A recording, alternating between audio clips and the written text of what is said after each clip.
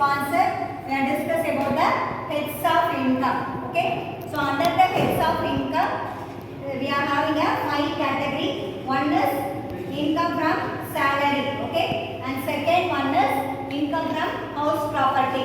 So under the salary, based on the individual person's income only we can calculate. Okay, so each and every person might be they are recruited or any employee in one particular company. At that time they have to, based on their income we are calculating the tax. Okay, that purpose only we have to make the computation under the income from salary. And second head of income from house property. Okay, so the house property, some person they might be having a property, like they are having some land or building, or sometimes they are having a houses, they are having a extra additional houses, should be let it for somebody else.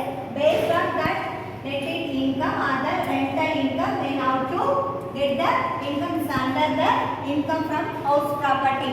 So based on their rent we have to calculate and pay to the government. That is one of the second head of income. Then third heads of income is either the person might be doing a business or profession. So that is the income from business or profession. Okay, so either the income, in case some person might be doing a business, based on the business they have to receive the income. That particular income will be calculated and paid to the government. And profession, okay, so the profession is nothing but those who are doing a professional activities like doctors or lawyers.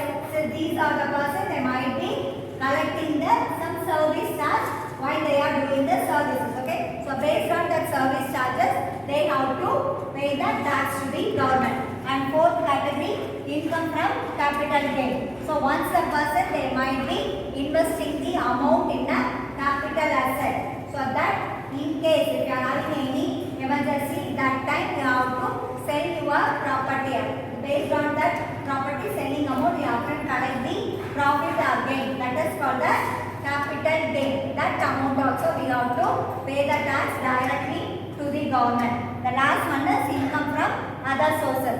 So apart from the 4 category, some person they might be receiving a income from other category of sources like bank deposit interest, or sometimes they might be receiving a share dividend. Okay, so this is the concept only, the 5 heads of income. Next we move to the difference between direct and indirect tax. Okay, so based on the some category or some basis we have to differentiate the direct and indirect tax. The first one is based on the levy. Okay, so levy is nothing but we have to collect the tax based upon their activity. Okay, under the direct tax it is collected from which person, either the individual or company. And while talking about the indirect tax, we have to collect the tax from manufacturer or the supplier. Clear? The next second, it is the imposition. So based on the particular person's income only we can collect the tax, that is the direct tax. Then second, under the indirect tax, that based on the goods and services, those who manufacture or making the product or supplying their goods and services, we can collect the tax, that is the indirect tax. Then third one is taxpayer. On the basis of taxpayer, we can classify the direct and indirect tax.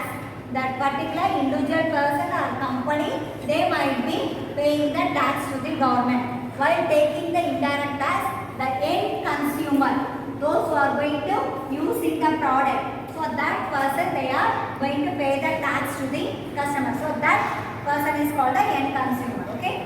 Then fourth basis is based on the applicability.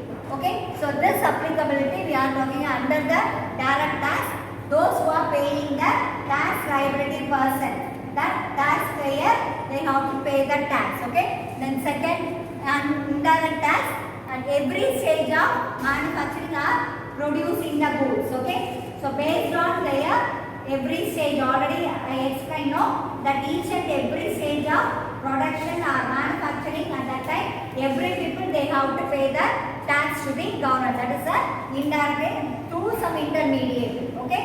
The next one is tax burden.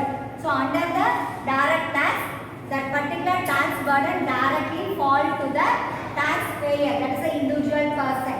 But while we are talking about the indirect tax, that burden will be shifted from one person to another person, because the manufacturer, they have to collect the tax, and that particular tax again they have to collect it from the, while they are selling the product to the retailer and manufacturer. Okay. The next one is based on the transfer. Okay. So that particular tax amount will be transferred under the direct tax. It is not applicable. The next one is indirect tax. It is applicable to transfer the tax amount. The next one is tax evasion. So under the tax evasion, the direct tax, we have to make some evasion. What do you mean by evasion? It is nothing but they are not able to pay the tax. They are cheating the government. That is called the tax evasion. Okay. It is possible under the direct tax. But in indirect tax, it is not possible, because at each and every stage, as a person, they have to pay the tax compulsorily. So we are not able to evade the tax under the indirect tax. Then last one is inflation. Based on the inflation, under the direct tax, it is a reduced manner. But here, it is a increased manner. Okay.